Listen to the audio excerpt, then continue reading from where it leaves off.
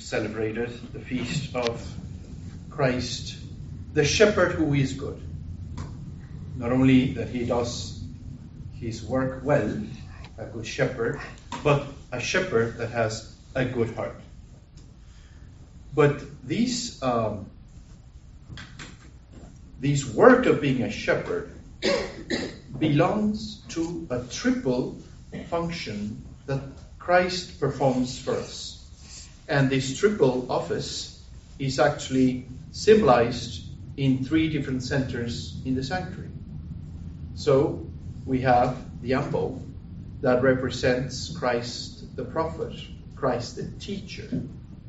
What did Christ do during his life? He gave us his word. So we receive the word of God from Christ the prophet and Christ the teacher.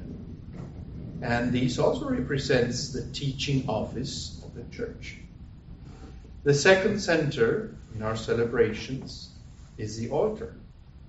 The altar that is a symbol of Christ the priest, Christ the healer. And remember, we've talked about this before. Priest comes from the Latin pons pontis, which means bridge. So a pontifex is the maker of bridges. And this is what Christ is.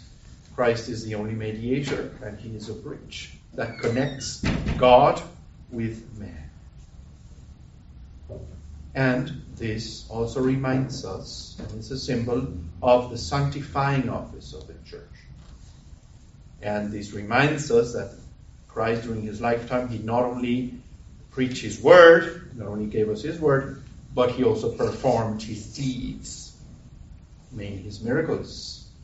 And this is what we have in every Mass. The miracle of the transforming of bread and wine into the holy body and blood of Christ. And then the third center in our sanctuary, in every church, is the see where the main celebrant sits. That's why we call the Vatican the Holy See, because that's where the Holy Father sits down, just as Christ did in his cathedra. That's why cathedral comes from cathedra, the see where the bishop sits down to teach and to govern his church. And that this is what the see symbolizes: Christ the King, Christ the Shepherd that leads and governs his church. And this function, this office, has been passed to the church as well. The ruling office of the church. So, Christ, the shepherd that is good, is the one who is bringing us his word.